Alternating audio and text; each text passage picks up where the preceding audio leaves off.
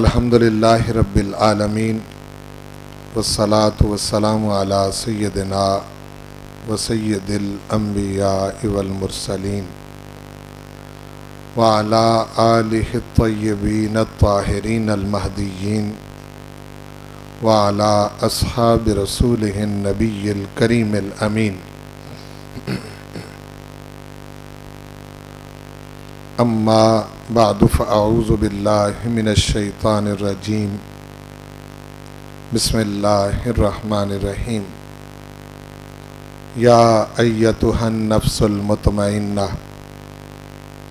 ارجعی الی ربک راضیۃ مرضیہ فادخلی فی عبادی وادخلی جنتی.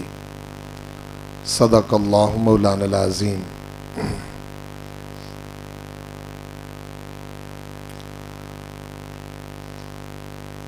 گزشتہ لیکچرز کے اندر جو کچھ ہم نے ذکر کیا اس کے اعادے کے طور پر میں چند باتیں آپ کے گوش گزار کرتا ہوں.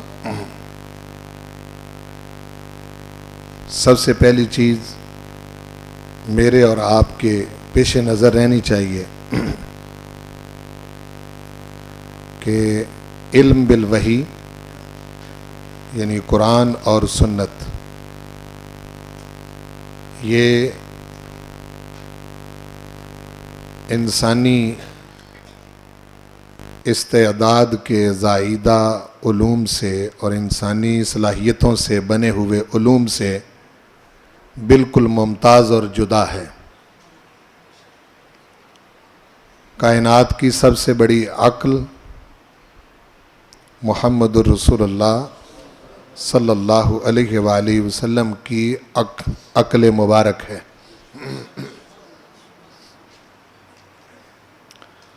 اور کمال یہ ہے کہ رسول کریم صلی اللہ علیہ وآلہ وسلم نے اپنی کامل ترین عقل کے ساتھ بھی ایک لفظ اور ایک حرف بھی اس کلام میں شامل نہیں کیا. یہ محض عطیہ الہی اور فضل وہب ہے. دوسری بات یہ ذہن نشین رکھیں کہ رب ذوالجلال والاکرام نے اس کائنات کو بے مقصد نہیں بنایا. کائناتی قانون ربوبیت جو تخلیق کائنات کے خلق کرنے میں ہی اللہ تعالیٰ نے وہ قانون اس کے اندر ودیت فرما دیا ہے. اور قانون ربوبیت کا معنی ذہن میں رہے کہ مقصد کے قریب تر ہوتے جانا. یعنی رب ذوالجلال والاکرام جس چیز کو خلق فرماتا ہے اس کو مقصد کے قریب تر کرتا جاتا ہے. اور کوئی شے بھی بغیر مزاحمت کے اپنے کمال تک نہیں پہنچتی. جو قانون سعادت و شقاوت ہے جو نفس انسانی کے اندر رکھا گیا ہے، فجور اور تقوی، اس کی ایک جنگ ہے. جس میں تقوی غالب آ جائے تو انسان سعادت مند ہوتا ہے، اور فجور غالب آ جائے تو انسان بدبخت ہو جاتا ہے.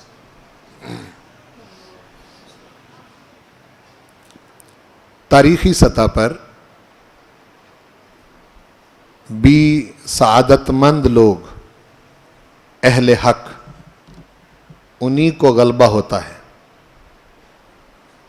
اور بدبخت اہل باطل جو ہیں وہ کسی صورت میں بھی اس با مقصد کائنات کے اندر کامیاب نہیں ہو سکتے.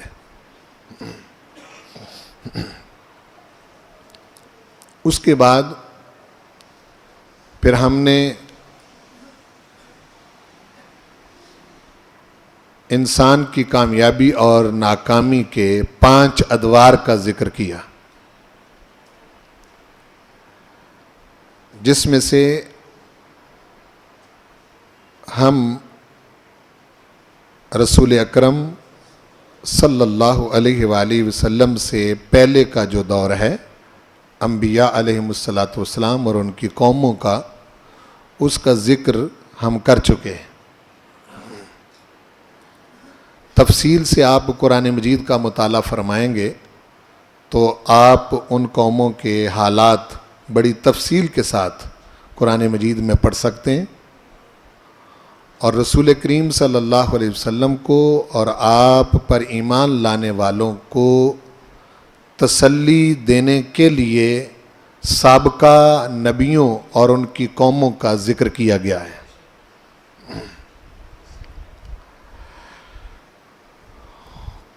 اور ایسا کبھی نہیں ہوا کہ پیغمبر اور اس کے ماننے والے ناکام رہے ہوں، بلکہ جتنے انبیاء اور رسل علیہم السلام گزرے اور ان کے ماننے والے وہ کامیاب رہے ہیں، اور جو ان کے مد مقابل اہل باطل تھے وہ ناکام رہے ہیں۔ یہ ہم نے قرآن مجید کی آیتوں سے اس کا ثبوت آپ کے سامنے رکھا ہے۔ اب تک کی گفتگو یہاں تک تھی۔ دوسرا دور جو ہمارے آقا کریم محمد مصطفیٰ احمد مجتبیٰ صلی اللہ علیہ وآلہ وسلم کا دور مبارک، آپ کے وصال مبارک تک، یہ جو دور ہے جس کو دور رسالت محمدی صلی اللہ علیہ وآلہ وسلم کہتے ہیں، آج سے ہم اس کی بنیاد کے طور پر کچھ باتیں عرض کر رہے ہیں۔ اس کو ہم سب سے زیادہ تفصیل سے لیں گے، حق بھی یہی بنتا ہے، اور قرآن مجید سے ہمیں اس کی توضیحات بھی زیادہ ملتی ہیں، اشارے بھی اسی کے بارے میں ہیں۔ چونکہ دین جو تمام نبیوں کا دین اسلام ہے، اس کو مکمل رسول اکرم صلی اللہ علیہ وآلہ وسلم پر کیا گیا ہے۔ دین اسلام کی کامل ترین صورت رسول پاک ہیں۔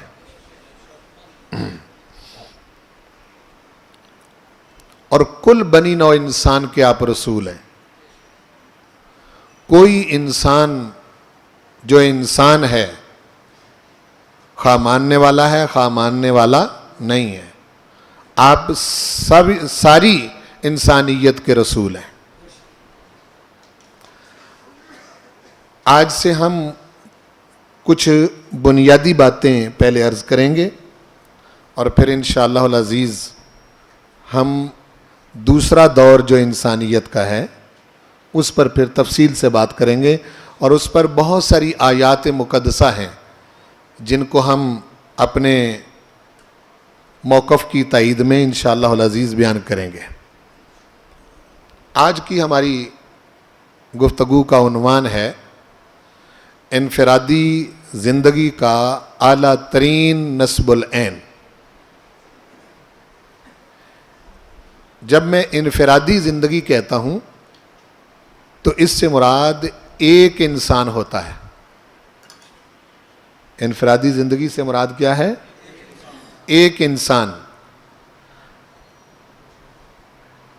یعنی ایک انسان جو ہے، جو دنیا میں جس کو رب ذوالجلال والاکرام نے پیدا کیا ہے، وہ اس زمانے سے پہلے کا ہو یا اس زمانے کا ہو یا بعد میں آنے والے کا ہو، قرآن مجید اس کا ایک نصب العین بیان کرتا ہے۔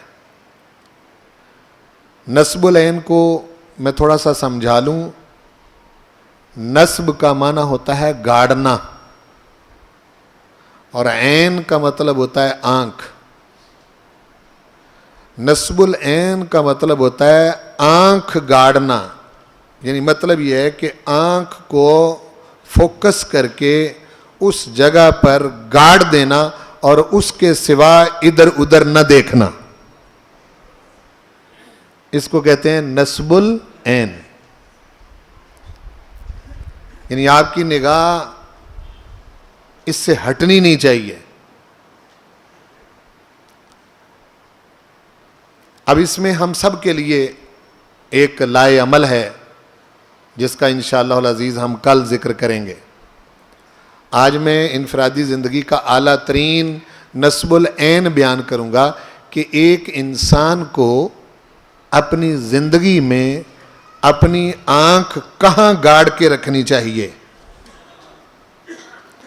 اور اس کی نگاہ ادھر ادھر نہ ہو.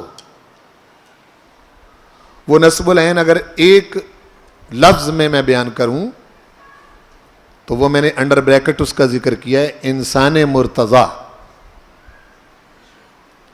رب ذوالجلال والاکرام نے انسان کو اس دنیا میں بھیجا ہے کہ تو ایسا انسان بن جس پر میں راضی ہو جاؤں, جس پر میں. انسان مرتضی کا معنی ہے اللہ کا پسندیدہ انسان. اور قرآن مجید اس حوالے سے کمال کی تعلیمات بیان فرماتا ہے.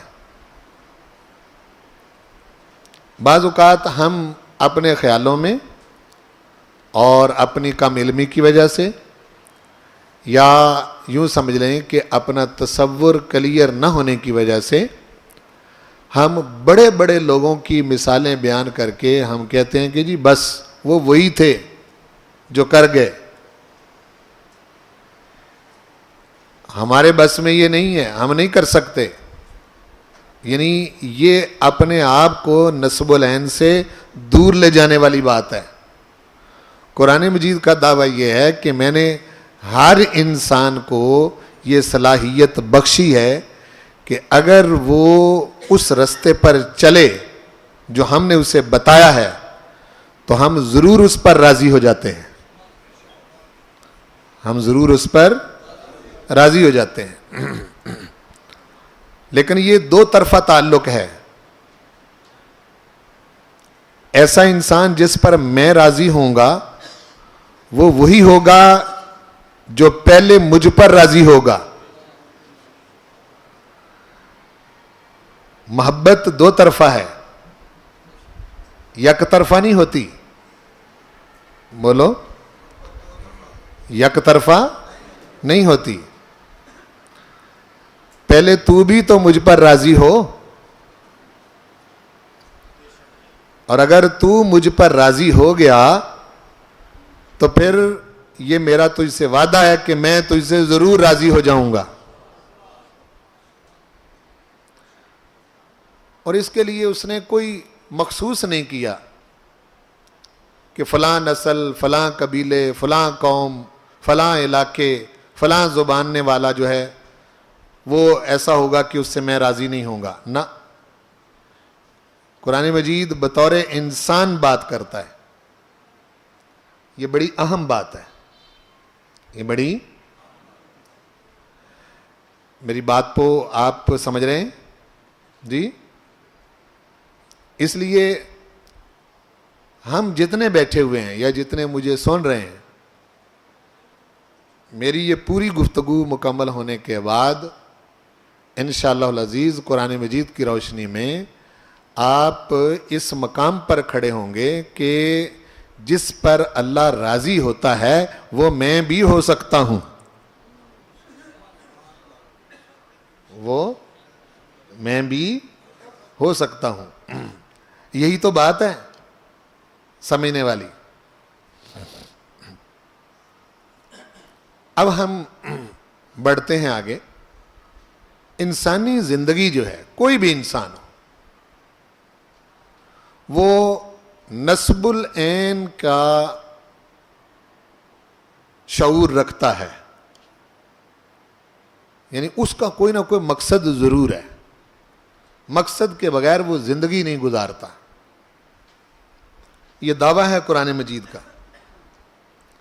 قرآن پاک میں اللہ پاک ارشاد فرماتا ہے سورۃ المؤمنون آیت نمبر 115 میں، افحسبتم انما خلقناکم، کیا تم نے خیال کر لیا ہے، تم نے گمان کر لیا ہے، تم نے یہ سمجھ لیا ہے، انما خلقناکم عبثا، کہ ہم نے تمہیں عبث پیدا کیا ہے، تمہارا اس دنیا میں پیدا کرنے کا مقصد ہی کوئی نہیں، تم عبث نہیں ہو، بلکہ جس کو بھی میں نے بھیجا ہے اس کو با مقصد بنا کر بھیجا ہے. وَأَنَّكُمْ إِلَيْنَا لَا تُرْجَعُونَ، اور تم نے یہ سمجھ رکھا ہے کہ تم ہماری طرف نہیں لوٹائے جاؤ گے. یہ تمہارا اس دنیا میں زندگی بسر کرنے کے بعد ہماری طرف لوٹایا جانا، یہی تو بات ہے کہ ہم تم سے پوچھیں گے کہ جس مقصد کی خاطر تمہیں بھیجا تھا اس مقصد پر تمہاری نظر رہی یا نہیں رہی.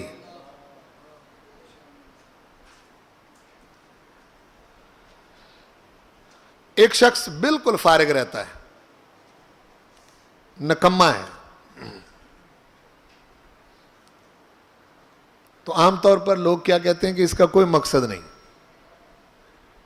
لیکن آپ اگر غور فرمائیں تو نکما رہنا بھی ایک مقصد ہے.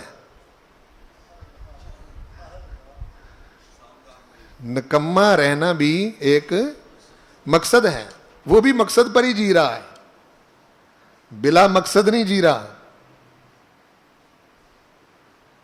یعنی بالکل فارغ رہنا، زندگی تو بسر ہو رہی ہے نا اس کی، بولو ہو رہی ہے، کس مقصد پر؟ یعنی زندگی اس کی گزر رہی ہے کس مقصد پر؟ فارغ رہنے پر. فارغ رہنا بھی ایک مقصد ہے.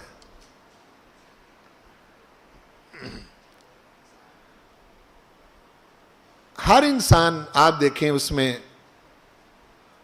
کوئی نہ کوئی اس کا مقصد ہوتا ہے. فرض کریں وہ کسی بڑے عہدے پر پہنچنا چاہتا ہے، کسی بڑی جاب پر پہنچنا چاہتا ہے. اگر وہ ٹارگٹ بنا لے اس کو، نصب العین اس کو بنا لے اور نظر گاڑ لے اس پر کہ میں نے یہاں پہنچنا ہے، تو اسے کیا کرنا ہوگا؟ جو رستہ اس ٹارگٹ تک جاتا ہے اس پر چل کر پہنچے گا یا ویسے پہنچ جائے گا؟ چل کے پہنچے گا. آپ سمجھ رہے ہیں نا جی؟ آپ کوئی بہت اعلیٰ قسم کا کاریگر بننا چاہتے ہیں کسی بھی کام میں، آپ کا مقصد یہ ہے کہ یہ جو فن ہے اس فن کے اندر مجھے اعلیٰ درجے کا ایکسپرٹ ہونا چاہیے، بہت اعلیٰ درجے کا ماہر ہونا چاہیے مجھے اس فن پر. تو کیا آپ اس فن کے کسی ماہر بندے کے پاس معلومات لیے بغیر، اس کے تجربات لیے بغیر، اس رستے پر چلے بغیر کیا آپ اپنے اس مقصد تک پہنچ جائیں گے؟ کبھی بھی نہیں پہنچ سکتے. انسانی زندگی بلا مقصد ہے ہی نہیں، یہ عبث نہیں ہے. بولو یہ عبث. ہم پہلے ذکر کر کے آئے ہیں اور اس کا ہم نے ذکر بڑی تفصیل سے آیات کی روشنی میں کیا کہ کائنات بے مقصد نہیں ہے. انسان کائنات کا ہی ایک حصہ ہے. بولو کائنات کا ہی ایک. اگر کائنات با مقصد ہے تو اس کائنات کی جو سب سے اعلیٰ مخلوق ہے وہ بے مقصد کیسے ہو سکتی؟ یعنی باقی ہر چیز کا مقصد ہو اور جو اس کائنات کی سب سے اعلیٰ مخلوق ہے وہ بے مقصد ہو، یہ ہو سکتا ہے؟ نہیں ہو سکتا.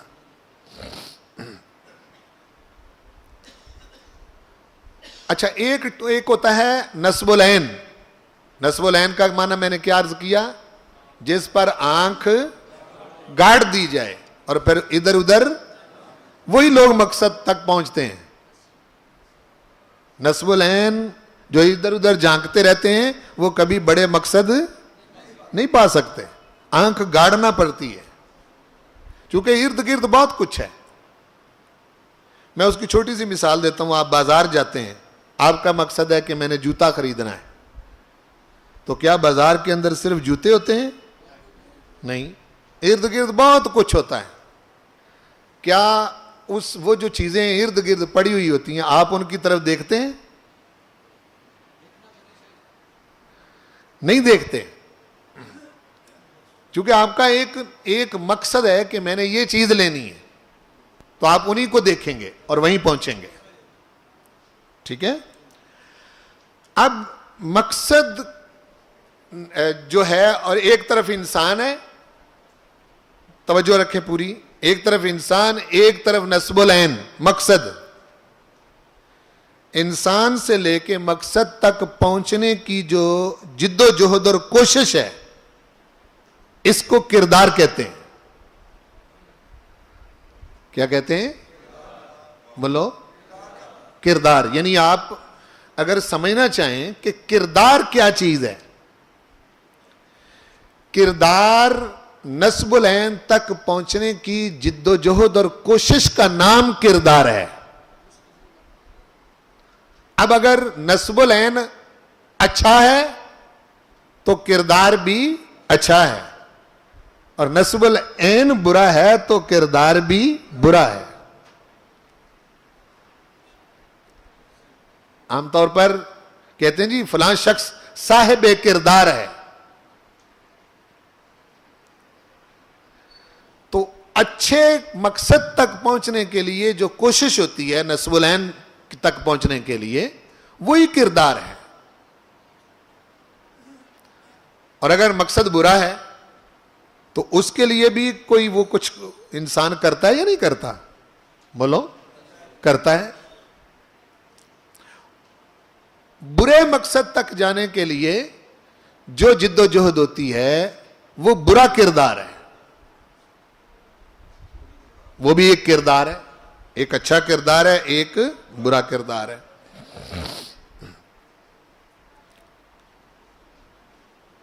بحیثیت انسان انفرادی زندگی کے, تنہا اکیلا ہونے کے, اس کے سامنے بہت سارے مقاصد ہیں, بہت سارے. کوئی شخص کہہ سکتا ہے کہ بہت اعلیٰ ترین مقصد ہے نماز پڑھنا, روزہ رکھنا, حج کرنا, نیک کام کرنا. وہ کسی چیز کا نام لے سکتا ہے, لیکن اس سے کیا ہوگا کہ کوئی ایک عمل جو ہے وہ نصب العین قرار پائے گا, جبکہ ایسا نہیں ہے. انسان جو ہے اس کا سب سے اعلیٰ ترین نصب العین جس پر اس کی نگاہ ٹکنی چاہیے اور ادھر ادھر نہیں ہونی چاہیے, وہ ہے ایسا انسان بننا جس پر بنانے والا راضی ہو جائے.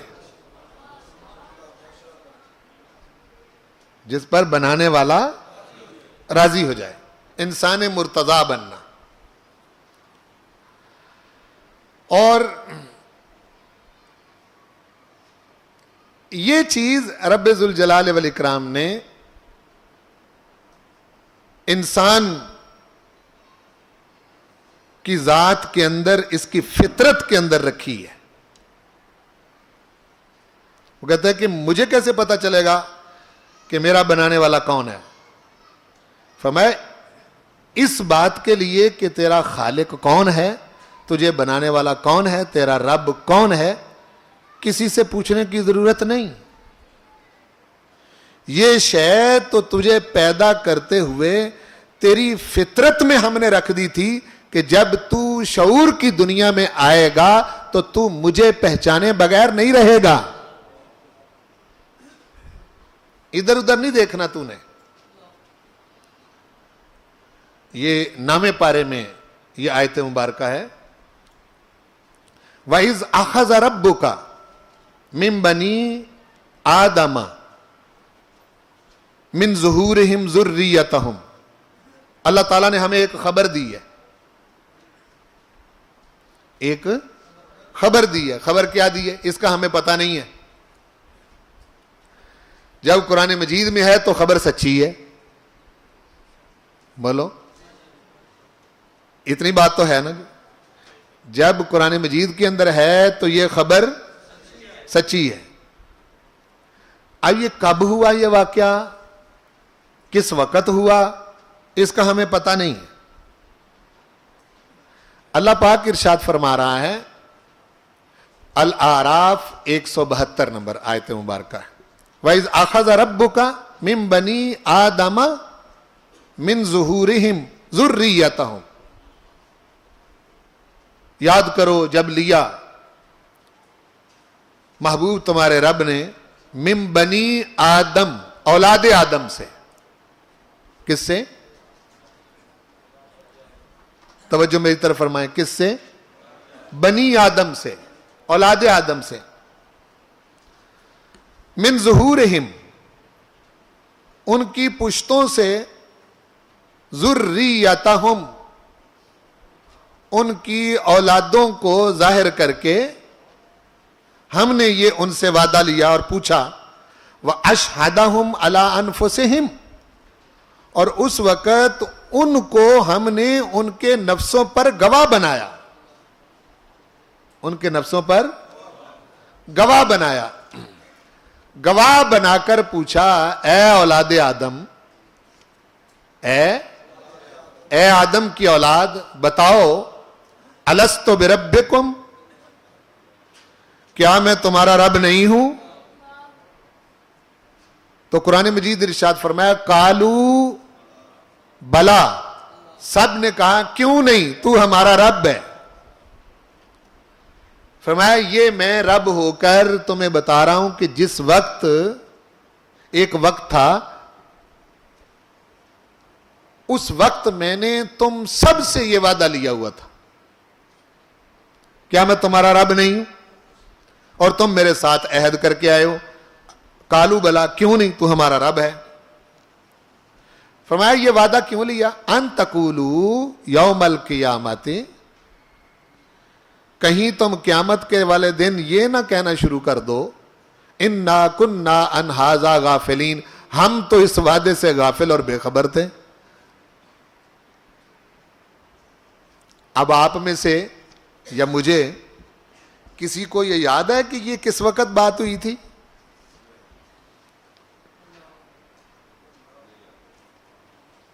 بولو جی، کسی کو یاد ہے؟ کوئی سمجھ آتی ہے انسان کو کہ یہ بات کب ہوئی تھی؟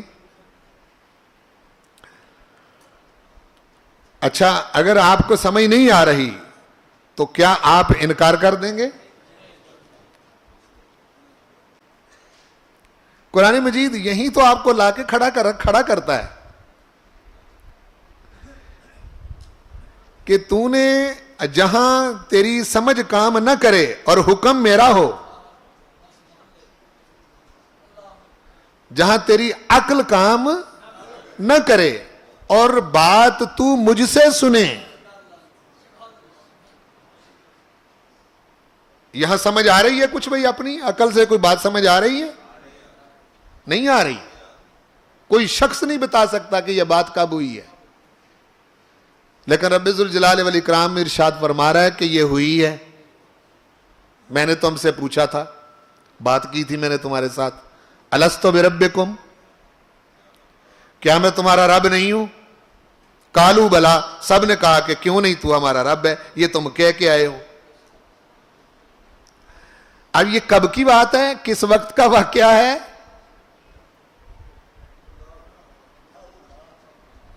بولو نا جی. پھر اس پر، اس کو ماننے کی ایک ہی صورت رہ جاتی ہے، وہ کیا کہ عقل، سمجھ، علم انسانی اگر اس کا انکار کر رہا ہے تو اس کی نہ مان. یہ بات اس پروردگار نے تجھے اس سچی زبان سے بتائی ہے جس پر کبھی جھوٹ صادر ہی نہیں ہوا.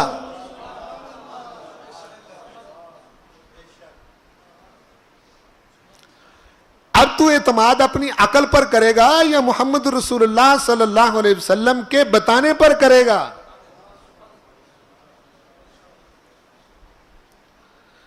اگر تو اپنی سمجھ اور عقل کے مطابق اس کا انکار کرے گا تو پھر تیرا ایمان کہاں ہے؟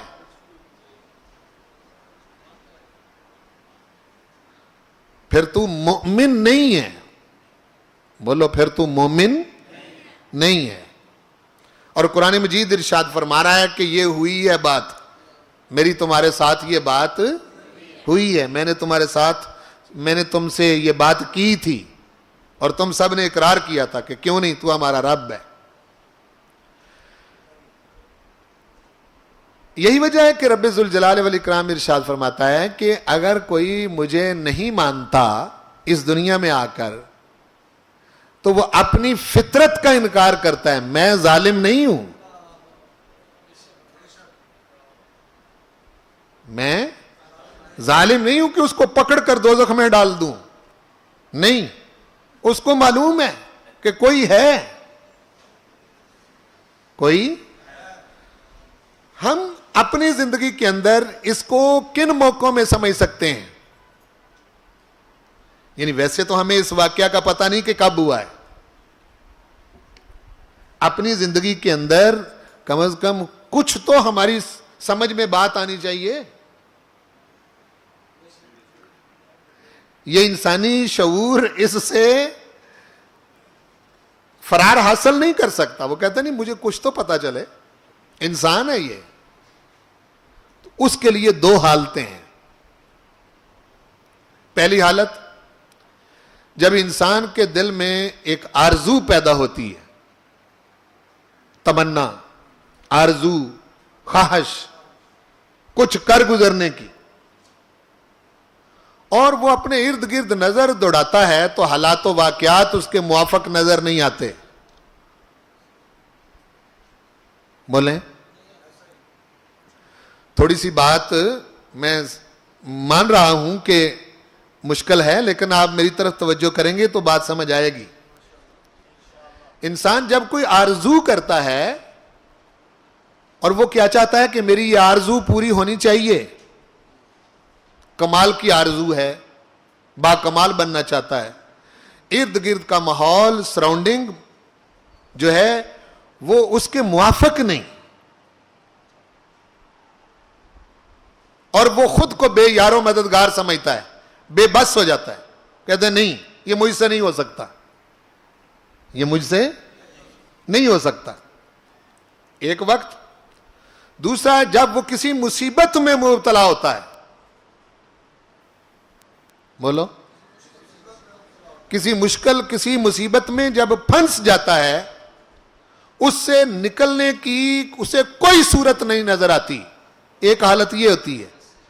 ان دو حالتوں میں اس کی روح کے اندر سے آواز اٹھتی ہے کہ تو بے بس ہے، لیکن جس کا تو بندہ ہے کوئی ہے ایسا جو تیری اس بے بسی میں تیری مدد کرنا چاہتا ہے. تو خود اس مشکل سے نہیں نکل سکتا، لیکن کوئی ہے ضرور جو تجھے اس مشکل سے نکالنا چاہتا ہے.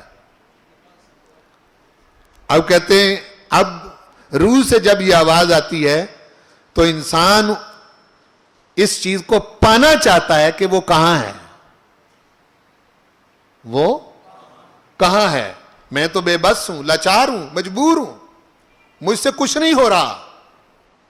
میری آرزو بھی ٹھیک ہے، آرزو بھی درست ہے، تمنا بھی صحیح ہے،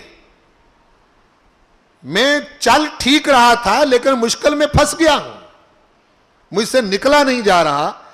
اس حالت کے اندر روح کے اندر سے ایک آواز بلند ہوتی ہے، روح کے اندر سے اٹھتی ہے، کوئی بات نہیں، تو بے بس اور مجبور ہے اور مصیبت میں پھنسا ہوا ہے، لیکن کوئی ہے جو تجھے اس مصیبت سے نکال سکتا ہے، کوئی ہے جو تیری کمال کی آرزو کو پورا کر سکتا ہے.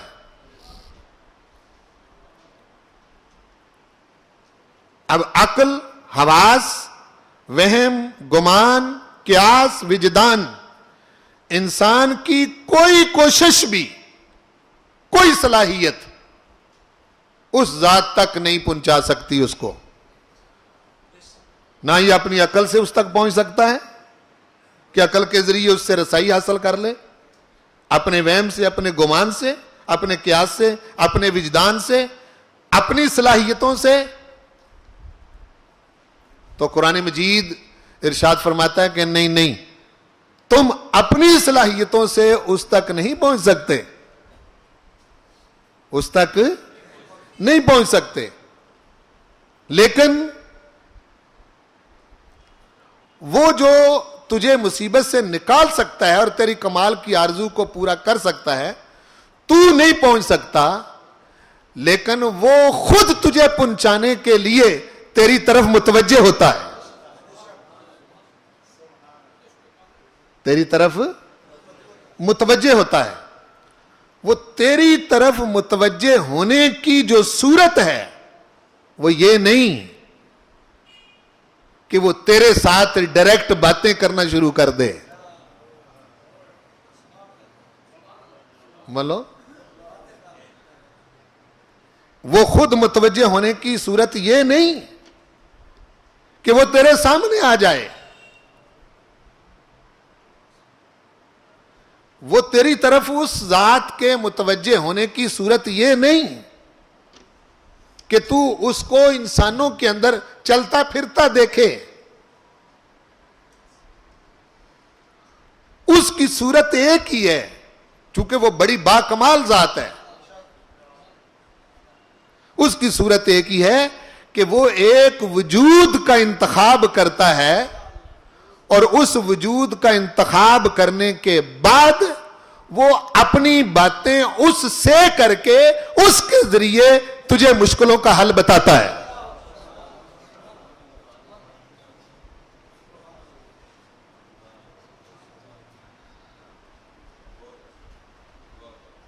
سمجھے؟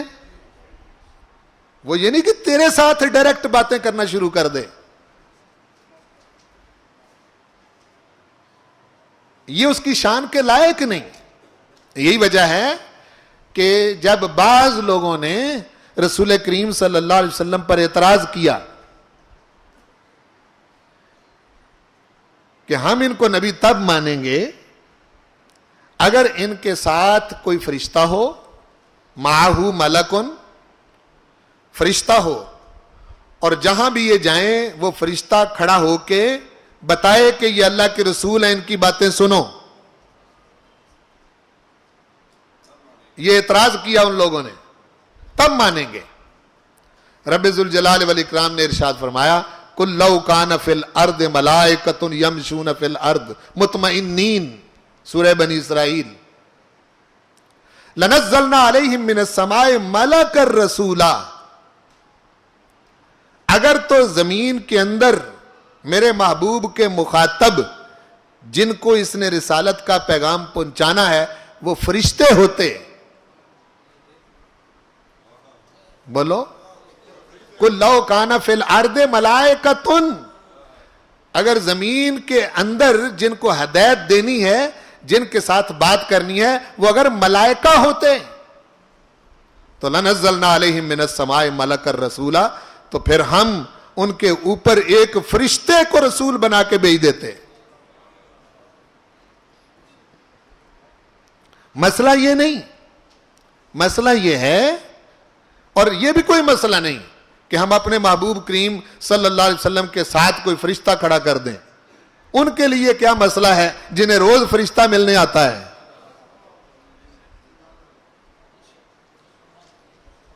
کیوں جی؟ ان کے لیے کوئی مسئلہ ہے؟ وہ تو روز فرشتہ آیتیں لے کے ان کے پاس آتا ہے. فرشتوں کا سردار، عام بھی نہیں، وہ روز ان کے پاس آتا ہے. ان کے لیے کوئی پرابلم ہے نہیں. ان کے ساتھ فرشتہ کھڑا کرنے میں مسئلہ نہیں، مسئلہ تمہارا ہے. کیا؟ کہ فرشتہ اپنی اصلی صورت میں اگر تمہارے سامنے آئے تو تم فرشتے کی تاب نہیں لا سکتے، مر جاؤ گے تم. جی وہی ہے نا جی. یعنی تم پھر زندہ نہیں رہو گے، اور جب تم زندہ ہی نہیں رہو گے تو ہدایت کسے دینی ہے؟ تمہیں مارنا مقصد نہیں ہے. اور اگر میرے بنائے ہوئے فرشتے کی تاب تم نہیں لا سکتے تو پھر یہ تمہارا تقاضا کیسے درست ہو سکتا ہے کہ تو ہمارے ساتھ ڈائریکٹ باتیں کر؟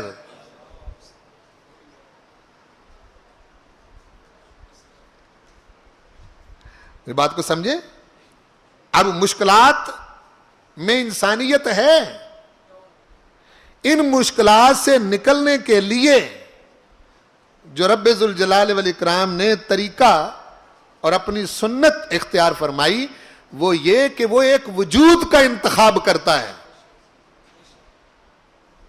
کہ اعلان نبوت سے پہلے بھی، اعلان نبوت تو جا کے کیا 40 سال میں، بولو نا جی. اعلان نبوت سے پہلے بھی اپنے پیدا ہونے سے لے کے 40 سال عمر بسر کرنے تک وہ ایسا وجود ہے کہ جس وجود سے ایک جھوٹ بھی صادر نہیں ہوتا.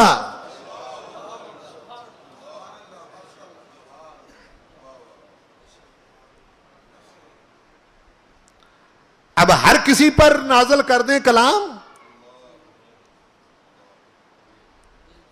وہ ہمارا انتخاب ہے. ایسا وجود محنت سے نہیں بنتا، ایسا وجود ریاضت سے نہیں بنتا، ایسا وجود کوشش سے نہیں بنتا. بہت سمجھنے والی بات ہے، اس کو سمجھیں. اگر آپ اس کو پا گئے تو بڑے مسئلے حل ہوں گے. بہت کوشش کے باوجود بھی ایسا وجود نہیں بنتا، ہو نہیں سکتا. یہ وہ فرماتا ہے یہ میرا اپنا انتخاب ہے، میں نے خود اس کو چنا ہے، بنایا ہی ایسا ہے. اس ذات کے اندر ایسی صلاحیتیں رکھی ہیں، سنیں، ایسی صلاحیتیں رکھی ہیں کہ جو رب ذوالجلال والاکرام سے ہدایت لیتا ہے اور خود ہدایت یافتہ ہو کر پوری انسانیت کو ہدایت دیتا ہے.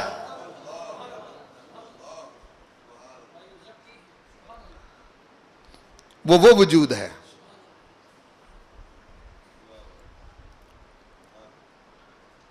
اگر تم باکمال آرزو کو پانا چاہتے ہو اور تمہیں کوئی صورت نظر نہیں آ رہی کیسے کمال تک پہنچیں؟ آرزو. اگر تم چاہتے ہو کہ انسان مرتضی بنو، اللہ کا پسندیدہ انسان بنو، تو وہ تمہیں سمجھ نہیں آئے گی. ہم نے ایک اسوہ، ایک طریقہ، ایک وجود کے اندر رکھا ہے جس سے وہ طریقہ صادر ہوا ہے، اور وہ طریقہ جاری کر کے ہم نے اعلان کیا ہے تم سب کے لیے، لَقَدْ كَانَ لَكُمْ فِي رَسُولِ اللَّهِ أُسْوَةٌ حَسَنَةٌ. اگر تم کمال تک پہنچنا چاہتے ہو تو رسول پاک صلی اللہ علیہ وسلم کی ذات میں تمہارے لیے بہترین اسوہ ہے، بہترین اسوہ ہے. جب انسان بے بس ہوا، لاچار ہوا اور اسے نجات نظر نہیں آ رہی، مشکلات سے چھٹکارا پانے کی، میں کچھ مثالیں دینا چاہتا ہوں. بیٹیوں کے جہیز کا مسئلہ بنا ہوا ہے، بولو، پوری قوم کا ہے، پورے ملک کا ہے، پوری ملت اسلامیہ کے اندر ہے، یہ بنا ہوا مسئلہ بنا ہوا ہے. یہ مصیبت ہے. یہ کیا ہے؟ بولو نا جی، ہے یا نہیں ہے؟ اب انسان اس مصیبت سے چھٹکارا حاصل کرنا چاہتا ہے، لگائیں زور، آپ اپنی سمجھ کے مطابق آپ زور لگائیں، بلا لیں فلاسفروں کو، عالموں کو بلا لیں، اکٹھا کر لیں سب کو، ہاں جی، حل کرنے کی کوشش کریں، نہیں ہوتا، بولو نہیں ہوتا، نہیں نہ ہوتا، نہیں ہو رہا، اب کیسے چھٹکارا پائیں؟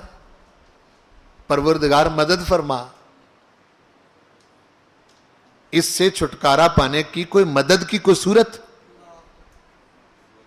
فرمایا ہے، صورت یہ ہے کہ تم نے ادھر ادھر دیکھنے کی بجائے نگاہ نصب العین پر رکھنی، اور اپنے محبوب کریم صلی اللہ علیہ وسلم جس پر تم ایمان لائے ہو، ایمان تمہارا اس درجے پر ہونا چاہیے کہ تم وہ کام کرو ہی نہ جو انہوں نے نہیں کیا، تو چھٹکارا مل جائے گا۔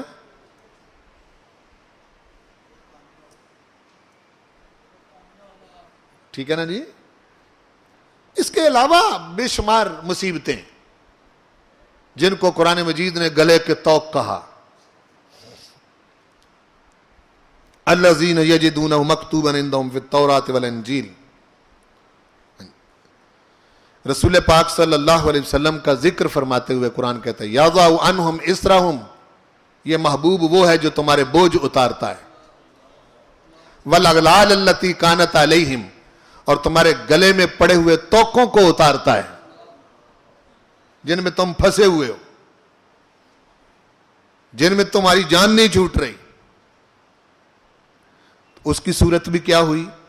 یہی صورت ہوئی کہ اعتماد کیا جائے اس پر، صحیح ایمان لایا جائے۔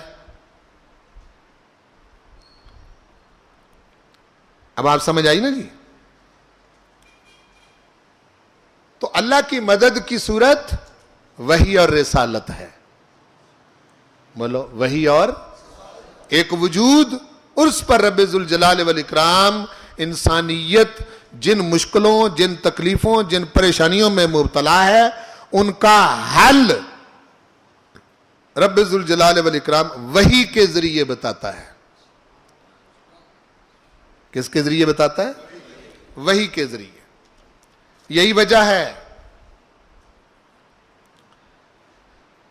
کہ دین اسلام کا پیروکار بندہ مومن، دین اسلام کا پیروکار جب سے اسلام شروع ہوا تب سے لے کے اب تک اور آئندہ بھی، پیروکار جو بندہ مومن ہے وہ ایسے وجود کو تسلیم کرتا ہے کہ جسے وہ اپنی صلاحیت سے تو نہیں پا سکتا، لیکن وہ انسان کے مسئلے حل کرنے کے لیے خود انسان کی طرف متوجہ ہوتا ہے۔ آپ نہیں جان سکتے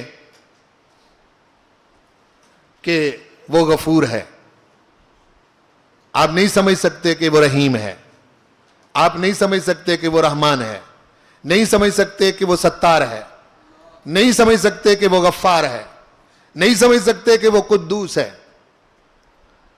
تو پھر پروردگار اس کو مانے کیسے؟ فرمایا تم نہیں سمجھ سکتے، میں خود وحی کے ذریعے تمہیں سمجھا رہا ہوں کہ میں یہ ہوں۔ بولو میں یہ میں تمہیں سمجھا رہا ہوں۔ اور جب انسان جو ہے اب اس مدد، یہ جو مدد ہے اللہ کی اور اس کا فضل جو ہے، اس کے میسر آنے کی ایک شرط ہے۔ شرط کیا ہے؟ کہ انسان مرتضی بنے، ایسا انسان بنے جس پر خدا راضی ہو۔ تو پھر رب ذوالجلال والاکرام کی شان یہ ہے کہ جب بندہ اس کو راضی کرنے کا ارادہ کر لیتا ہے، نصب العین بنا لیتا ہے، تو وہ خود ارشاد فرماتا ہے کہ میری یہ شان ہے، میری رحمت کا تقاضا ہے کہ جو مجھے راضی کرنا چاہے میں اس پر راضی ہو جاتا ہوں۔ सूरत अल-फजर में आयत नंबर 27, 28, 29 और 30, 4 आयतों में इसी का जिक्र फरमाया। या अय्यतुहन नफ्सुल मुतमइन्ना, ए नफ्से मुतमइन्ना, क्या नफ्से, जिस नफ्स के अंदर मैं पहले बता के आया हूं कि दोनों चीजें पाई जाती हैं, तकवा भी और फजूर भी। बोलो, तकवा भी और फजूर भी, दोनों चीजें पाई जाती हैं। और अगर दोनों की जंग रहे तो नफ्स से मुतमइन्ना नहीं बनता। बोलो जी, तकवे पर भी अमल करे, फजूर पर भी अमल करे, तो इंसान अपनी तबीयत के अंदर मुतमइन रह नहीं सकता। रह के दिखाएं। आप जब नेक काम कर रहे होते हैं, हाँ जी, उसी वक्त कोई ऐसा टाइम आ जाता है कि सामने एक बुरा काम आ जाता है, क्या आपके अंदर से कोई आवाज उठती है कि तू अच्छा काम करके आया है, तुझे ये बुरा काम नहीं करना चाहिए? आती है? ये नफ्से इंसानी के अंदर से आवाज आती है। मुतमइन्ना क्या है? मुतमइन्ना वो नफ्स है जो अपने रब की रजा, जिस चीज पर रब खुश है वो राजी है, जब वो करता है तो उसका नफ्स जो है वो इत्मीनान और सुकून पा जाता है। फरमाया या अय्यतुहन नफ्सुल मुतमइन्ना, ए नफ्से मुतमइन्ना, इरजई इला रब्बिक, लौट जा अपने रब की तरफ। किस हालत में? रादियतन मर्दिया, रादियतन कि तू उस पर राजी, मर्दिया वो तुझ पर राजी,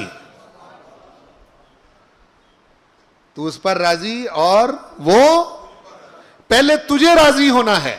किस पर? उसकी दी हुई हदायत पर, उसकी दी हुई हदायत पर राजी होना है, फिर वो राजी हो जाता है। फिर आवाज आती है फदखुली फी इबादी, वो जो मेरे मुर्तजा बंदे हैं, पसंदीदा बंदे हैं, अब मैं तुझे कहता हूं आ मेरे उन बंदों में दाखिल हो जा। वदखुली जन्नती, जन्नत मैंने अपने बनाने के लिए, अपने रहने के लिए नहीं बनाई, इन्हीं बंदों के लिए बनाई। जब तू मुझ पर राजी हो गया, मैं तुझ पर राजी हो गया, तो इस राजी होने का नतीजा यह है आ मेरी जन्नत में दाखिल हो जा। फदखुली फी इबादी वदखुली जन्नती। अब चूंकि ये हमारा टॉपिक कल भी चलेगा, आज मैं इतनी आयतें इसमें जमा नहीं की, सिर्फ कुछ बातें समझाने के लिए, कल ज्यादा होंगी। दौरा कुरान का मतलब यह है कि मैं कुरान मजीद में आपको घुमा रहा हूं, कुरान मजीद के अंदर ही घुमा रहा हूं, ना खुद उससे निकल रहा हूं ना आपको निकलने दे रहा हूं। यह मेरी कोशिश है। अब इनफरादी जिंदगी जो है, इसके 3 पहलू हैं जिस पर सैर हासिल बात इंशाअल्लाह हम कल करेंगे, और वो समझने वाले बहुत अहम वो चीज है। रसूल पाक सल्लल्लाहु अलैहि वसल्लम ने भी हिजरत तक इन 3 पहलुओं पर फोकस रखा। मैं साथ साथ वाकयात कल बताऊंगा कि हुजूर करीम सल्लल्लाहु अलैहि वसल्लम का अंदाज़े तरबियत क्या था।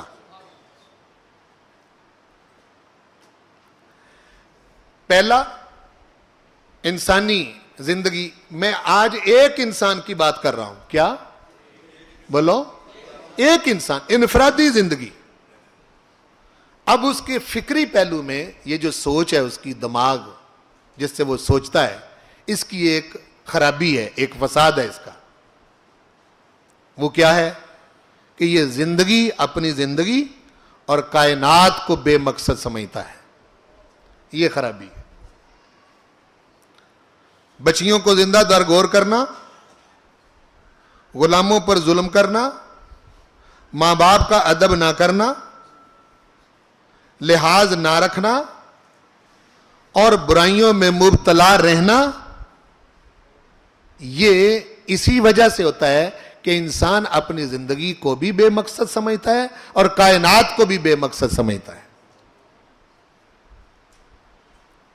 توجہ ہے میری طرف؟ جی. اس کی اصلاح کیا ہے کہ اسی نفس انسانی کو تربیت دے کر اس سطح پر لا کھڑا کیا جائے کہ وہ زندگی اور کائنات کو با مقصد ہونے کا اس کو پختہ یقین ہو جائے. یہی رسول پاک نے کیا جس کا انداز کل ہم ذکر کریں گے. حضور کریم صلی اللہ علیہ وسلم جس وقت آپ نے اعلان نبوت فرمایا اس وقت ارد گرد بے مقصد زندگی تھی اور وہ کائنات کو بھی بے مقصد سمجھتے تھے. کہتے کوئی مقصد نہیں، اپنی زندگی بھی بے مقصد ہے، جو چاہو سو کرو. جتنے بھی بڑے بڑے گناہ جن سے رب ذوالجلال والاکرام قرآن مجید میں منع کرتا ہے، روکتا ہے، یہ تم نے نہیں کرنے، یہ وہ لوگ کرتے ہیں جو اپنی زندگی اور کائنات کو بے مقصد سمجھتے ہیں. جی. اس وقت کے لوگ بھی یہی کرتے تھے، یعنی ان کے نزدیک زندگی کا کوئی مقصد نہیں اور کائنات کا بھی بولو کوئی مقصد نہیں. وہ آج بھی پائے جاتے ہیں. جو لوگ ان چیزوں کے اندر مبتلا ہیں، اگر ان کو پتا ہو کہ رب ذوالجلال والاکرام نے کائنات کیوں بنائی ہے، با مقصد بنائی ہے، اگر کسی شخص کا یہ یقین ہو کہ اس کائنات کے اندر باطل غالب آ سکتا ہی نہیں، حق ہی غالب آئے گا، تو کیا وہ اپنی زندگی میں اہل باطل کے ساتھ کھڑا ہوگا؟ کبھی نہیں کھڑا ہوگا. چاہے وہ اکیلا رہ جائے، بولیں، چاہے وہ اکیلا رہ جائے. یہ میں بات پہلے واضح کرایا ہوں نا جی کہ کائنات کی ساخت اللہ تعالیٰ نے ایسی بنائی ہے. ارشاد فرمایا وقتی طور پر ہو سکتا ہے کہ تمہیں کچھ لوگ اہل باطل جو ہیں وہ پنپتے ہوئے اور ترقی کرتے ہوئے نظر آئیں، لیکن مجھ سے بڑا کوئی نہیں. جو میرے پیغام سے ہٹا ہوا ہے، میں نے اس دنیا کے اندر، اس کائنات کے اندر اس کو کامیاب نہیں ہونے دینا. یہ میں بات واضح کر کے آیا ہوں. باطل مٹ کے رہے گا، حق ہی غالب آئے گا. جب انسان کو اس کی سمجھ آ جائے تو پھر وہ اپنی زندگی میں کوشش کرے گا کہ میں با مقصد زندگی بسر کروں. بولو نا جی. کوئی انسان چاہتا ہے کہ میں ہلاک شدگان میں سے ہو جاؤں، غیر المغضوب علیہم ولا الضالین ان میں سے ہو جاؤں؟ وہ یہی کوشش کرے گا کہ میں ان انعام یافتہ لوگوں میں سے ہو جاؤں جو اس کائنات کو با مقصد سمجھتے ہیں اور اپنی زندگی کو با مقصد طریقے سے گزار کر وہ یہ کہتے ہیں ہم مٹنا نہیں چاہتے، ختم نہیں ہونا چاہتے، تباہ نہیں ہونا چاہتے، ہم چاہتے ہیں کہ ہمارا پروردگار ہمیں کامیاب کر دے. ارشاد فرمایا کامیابی میں تمہیں اسی صورت میں دوں گا کہ تم حق والے بن جاؤ، تم حق والے بن جاؤ. فکری پہلو یہ ہے کہ مینٹلی ذہنی طور پر انسان سب سے پہلے اس کائنات کو بے مقصد سمجھتا ہے اور اپنی زندگی کو فضول اور بیکار اور بے مقصد سمجھتا ہے اور بے راہ روی کا شکار ہو جاتا ہے. یہ ہر انسان کی فکری زندگی کا پہلو ہے، ایک انسان کی، کوئی بھی ہو. دوسرا اس کا ایمانی پہلو ہے. دوسرا کیا ہے؟ ایمانی پہلو کی خرابی کیا ہے؟ وہ یہ ہے، توجہ رکھیں میری طرف، یہ میں سمجھانے لگا ہوں کہ انسان تنہا ہے، اکیلا ہے، کائنات با مقصد ہے. انسان سمجھتا ہے کہ مجھے بھی با مقصد ہونا چاہیے، لیکن اس کو اس بات پر یقین نہیں آ رہا کہ میں اکیلا کیسے کامیاب ہو جاؤں گا.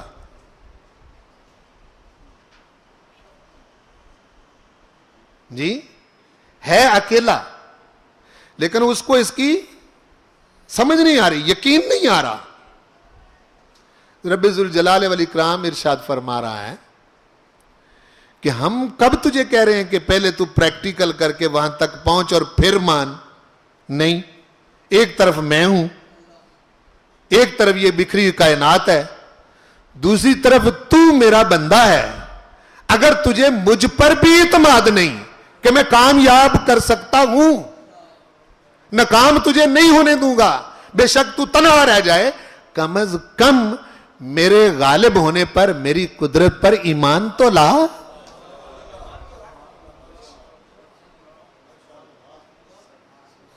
پہلے مان تو صحیح مجھے. کیا ایسا نہیں ہوا کہ 313 کو میں نے 1000 پر غالب کیا؟ کیا ایسا نہیں ہوا کہ ایک طرف پوری تہذیب بابل اور نینوا کی کھڑی تھی اور ایک طرف ایک بندہ ابراہیم علیہ السلام کی صورت میں کھڑا تھا؟ بتاؤ, بابل اور نینوا والے کامیاب ہوئے یا ابراہیم کامیاب ہوا؟ اکیلا بندہ بھی کھڑا ہو اس ایمان پر کہ میرا رب قدرت والا ہے اور وہ کبھی بھی غالب باطل کو کامیاب ہونے نہیں دے گا, چاہے ساری دنیا باطل کی طرف لگ جائے. تو کیا آپ سمجھتے ہیں باطل کامیاب ہو جائے گا؟ یہ ایمانی پہلو ہے, ایک انسان کا ایمانی پہلو ہے کہ اس نے وہاں تک پہنچنے سے پہلے ایمان لانا ہے. فرمایا ہو سکتا ہے کہ تو میری راہ میں کوشش کرتے ہوئے, سنیں بات کو ذرا سمجھیں, میری راہ میں کوشش کرتے ہوئے ابھی منزل نہیں ملی, تو میری راہ میں کوشش کرتے ہوئے جان دے گیا تو مرنے تو میں تجھے پھر بھی نہیں دیتا.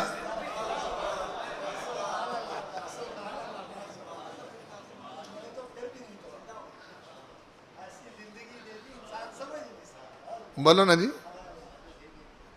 مرنے تو میں تجھے, میں تو ان لوگوں کی سوچوں, طبوں, عقلوں, فکروں پر پیرا بٹھا رہا ہوں. وَلَا تَحْسَبَنَّ الَّذِينَ قُتِلُوا فِي سَبِيلِ اللَّهِ أَمْوَاتًا, جو میرے رستے میں مر رہا ہے اس کو مردہ خیال بھی نہ کر. بَلْ أَحْيَاءٌ, یہ زندہ ہیں, عِندَ رَبِّهِمْ يُرْزَقُونَ, انہیں ان کے رب کے پاس رزق دیا جاتا ہے. وَلَا تَقُولُوا لِمَنْ يُقْتَلُ فِي سَبِيلِ اللَّهِ أَمْوَاتٌ, انہیں مردہ نہ کہو. بَلْ أَحْيَاءٌ, یہ زندہ ہیں. وَلَكِنْ لَا تَشْعُرُونَ, لیکن تمہیں ان کی زندگی کی سمجھ نہیں ہے, یہ زندہ ہو گئے ہیں. تو نے کیسے سمجھ لیا ہے کہ اگر اس رستے میں چلتا چلتا تو جان دے دے گا, میرا ہو کے میں تجھے مرنے دوں گا؟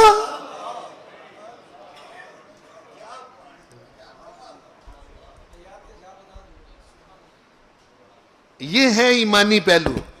ایمانی پہلو کی خرابی یہ ہے کہ انسان اس سوچ میں مبتلا ہو جائے, اکیلا ہوں, کیسے ہوگا, کس طرح ہوگا, یعنی میرے ساتھ دینے والے کوئی نہیں, میرے ارد گرد لوگ میرے موافق نہیں, سارے مخالف ہیں, کوئی میرا ساتھ نہیں دے رہا. یہی خرابی ہے ایمانی پہلو کی کہ انسان بے یقین ہو اپنے رب کی ذات پر. بھئی سمجھ آ رہی؟ ایمانی پہلو کی خرابی یہ ہے کہ حصول مقصد کی جد و جہد میں کامیابی ہوگی یا نہیں ہوگی, شک میں مبتلا رہنا, یہ خرابی ہے. بولو, شک میں, بولو نا جی, شک میں, یہی خرابی ہے. اور اس کی اصلاح اور درستگی کیا ہے؟ یہی ہے. حضرت عمار بن یاسر کے والد نے یا ان کی والدہ نے رسول پاک کو کامیاب ہوتے ہوئے مدنی زندگی کے اندر دیکھا تھا. وہ تو مکے میں اول شہید ہیں, اول دیکھا تھا انہوں نے. تو کیا ان کی اس راہ پر جاتے ہوئے ابھی تو حالات موافق نہیں ہیں, باطل حضرت سمیہ کی دونوں ٹانگوں کے ساتھ رسیاں باندھ کر ہاں جی اذیتیں دے رہا ہے، تکلیف دے رہا ہے، حالات موافق نہیں، جان دے دی انہوں نے، ضائع ہو گئی؟ بولو نا جی. یہی بات وہ ارشاد فرمایا کہ تو کیسے سمجھ بیٹھا ہے کہ میں ہو تو میرا تو میں تجھے ناکام کر دوں گا؟ نہیں، تو تنہا بھی کھڑا رہے، اکیلا کھڑا رہے، کوئی طرح ساتھ نہ دے، کوئی طرح ساتھ نہ دے، لیکن کم از کم اس ایمان پر کھڑا تو ہو کہ میرا کوئی ہے.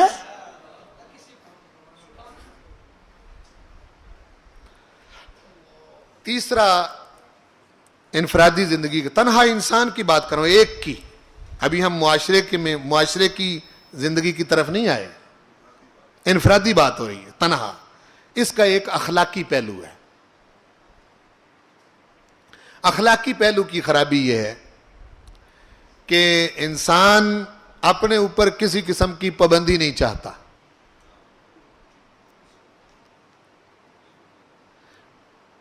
اس کی خواہشات ہیں کچھ جو اس کے اندر ہیں، فجور. وہ کہتا ہے کہ بس مجھے کوئی روکنے ٹوکنے والا نہ ہو، ٹھیک ہے، بے قید مجھے چھوڑ دیا جائے، کچھ نہ مجھے کہا جائے، آزاد، لبرل، جو مرضی کروں، کوئی مجھے پوچھنے والا نہ ہو، کسی قانون ضابطے کا پابند نہیں رہنا چاہتا. اپنے نفس کے لحاظ سے اس کے فجور کا تقاضا یہ ہے. آواز آتی ایسے نہیں. جب ہمارا بن گیا ہے، جب ہمارا بن گیا ہے تو ہم ایک قانون بنائیں گے، ایک ضابطہ بنائیں گے اور اپنے نبی کو سمجھائیں گے وہ ضابطہ. اس قانون ضابطے کا تو نے پابند بن کے چلنا ہے. یہ جو قانون اور ضابطے کا پابند ہو جاتا ہے بندہ، مومن آزاد نہیں ہوتا. بولو، مومن آزاد نہیں ہوتا. یہ جو قانون اور ضابطے کا پابند بن جاتا ہے، علم بالوحی کے بتائے ہوئے قانون اور ضابطے کا پابند بن جاتا ہے، یہ جو عمل پابندی کا ہے، بندے کو پابند بنانے کا، اس کو تزکیہ کہتے ہیں. یہی رسول پاک نے کیا کہ آزاد، لبرل، بے لگام معاشرے کو سرکار رسالت مآب صلی اللہ علیہ وسلم نے لگام دے کے، بولو، لگام دے کے، قانون بتا کے، ضابطہ بنا کے فرمایا نہیں، اس کے مطابق چلنا ہے، میرا بن کے رہو، میرے غلام بن کے رہو، میرے پیچھے چلو، مجھ سے ہٹ کے نہ چلنا. جب تم کسی ضابطے کے پابند ہو جاؤ گے تو پھر تم ایک سنورے ہوئے انسان بن جاؤ گے.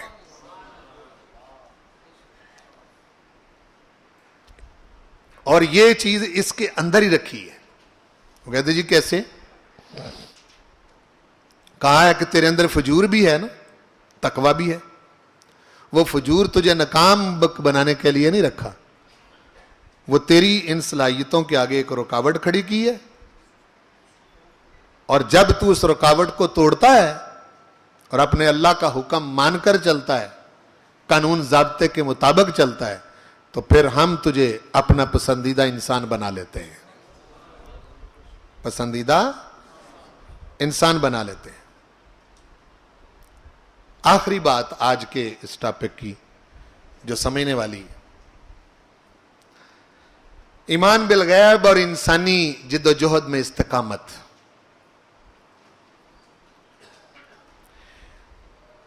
اللہ تعالی نامشہود ہے، نظر نہیں آتا. بولو، نظر. نامشہود ہونے کی صورت میں، مشاہدے میں نہ ہونے کی صورت میں اس کو ماننا ایمان کہلاتا ہے. آخرت ہمارے سامنے نہیں. جس کا ذکر قرآن آگے کرے گا، وہ آیتیں آئیں گی آگے کہ آخرت میں وہ کیا کرے گا. وہ ایک دور ہے، ٹھیک ہے نا جی. ایک زمانہ ہے آخرت کا, وہ ہمارے سامنے اس وقت نہیں ہے. اللہ پر ایمان لانا اور آخرت پر ایمان لانا, یہ ایمان بالغیب کی حیثیت رکھتا ہے. بولو, ایمان بالغیب کی حیثیت رکھتا ہے. آخرت یعنی مرنے کے بعد زندگی. بولو, مرنے کے بعد زندگی ہے, اس پر ایمان لانا. یہ رسول پاک صلی اللہ علیہ وسلم نے اپنے ماننے والوں کو یقین کی حد تک بتا دیا تھا. مرنے کے بعد زندگی, اعمال کی پوچھ گچھ, جو عمل تم نے کیے اس کے بارے میں پوچھ گچھ, جواب دہی, جزا سزا, جنت دوزخ ہونی چاہیے. کیوں؟ آخرت کا انکار صرف ظالم اور غاصب انسان کرتا ہے. ظالم اور غاصب انسان جو ہے وہ یہ چاہتا ہے کہ نیکی بغیر جزا کے, ہاں جی, اور بدی بغیر سزا کے یہ چلی جائے. مطلب یہ میں جو کچھ بھی کروں, جو چھین لوں, چھینا جپٹی کر لوں, ڈاکے مار لوں, چوریاں کر لوں, زیادتی کر لوں, قتل کر لوں, مجھ سے کوئی پوچھنے والا نہیں ہونا چاہیے. غاصب ظالم انسان آخرت کا منکر ہوتا ہے. کیوں جی؟ منکر ہے نا جی. ایمان بالآخرت کمال چیز ہے. وہ انکار کرتے ہیں. ان کے علاوہ ہر انسان چاہتا ہے کہ بھئی جو نیکی میں کرتا ہوں اس کی جزا چاہتا ہے انسان کے نہیں. جو برائی انسان کے ساتھ ہوتی ہے اس کی سزا وہ دیکھنا چاہتا ہے یا نہیں. اور وہ اس دنیا میں تو پوری نہیں ہو سکتی. بولو, اس دنیا میں تو پوری نہیں ہو سکتی. دیکھو میں اس کی مثال دیتا ہوں. ایک بندے نے 20 بندے قتل کر دیے, پکڑا نہیں گیا, فوت ہو گیا. کیوں بھائی؟ قانون کے شکنجے میں نہیں آیا. تو وہ جو 20 بندے اس نے مارے ہیں اس کی سزا ہونی چاہیے یا نہیں ہونی چاہیے؟ بولو. ایک بندہ بہت نیکی کے کام کرتا ہے, دنیا میں اس کو کوئی اس کا صلہ نہیں دیتا, نیکی کے کام بہت کرتا ہے, اور کبھی کبھی اس کے ذہن میں آتا ہے کہ یہاں تو نیکی کے قدردان ہیں ہی نہیں. ٹھیک ہے نا جی, کرتے بہت ہے لیکن قدردان کوئی نہیں. تو وہ چاہتا تو ہے نا کہ اگر یہاں کوئی میرے نیکی کی جزا دینے والا نہیں, کوئی تو ہو جو میری نیکی کی جزا پوری دے. یہ فیصلے رب ذوالجلال والاکرام نے موت تک, ایک آیت بھی نہیں کہ میں موت تک ہر شے کے فیصلے کر دوں گا, نہ ایک آیت بھی نہیں. فرمایا نہیں, اس کے لیے ہم نے مرنے کے بعد زندگی رکھی ہے اور ہم انصاف کریں گے. اب دیکھو, اخلاقی جد و جہد جو کرتا ہے انسان, وہ جان دینے کا ولولہ اس کے اندر کب پیدا ہوگا؟ اگر اس کو پتا ہے کہ مر کے زندگی ضائع ہو جانی ہے. کیوں جی؟ کہ وہ جان دے گا؟ کبھی بھی نہیں دے گا. ہاں, جان دینے کے لیے آپ کے پاکستان میں آپ کی اشرافیہ, آپ کے حکمران اور دیگر لوگ جو ہیں انہوں نے تو اس کو مٹانے میں کسر نہیں چھوڑی. لیکن ابھی ہمارے بچوں میں, ہمارے جوانوں کے اندر جو اس ملک کی آنکھیں تاڑے لگا کے حفاظت کرتے ہیں, ان کے اندر ایمانی جذبہ ہے جی, جو گھس جاتا ہے اور مد مقابل کفر کو پا کے وہ کہتا ہے کہ کوئی بات نہیں, اگر میں لڑتے لڑتے مر بھی گیا تو اس شخص کو پتا ہے کہ میرا مرنا ضائع نہیں جائے گا.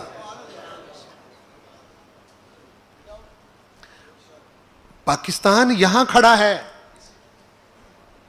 میں صحیح کہہ رہا ہوں؟ وہ حسن صدیقی حکمران نہیں ہے,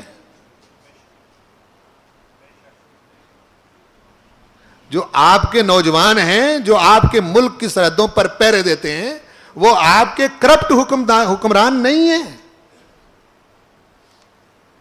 وہ لوگ ہیں جن کو جو پاکستان کو بچانا چاہتے ہیں، اس کی حفاظت کرنا چاہتے ہیں.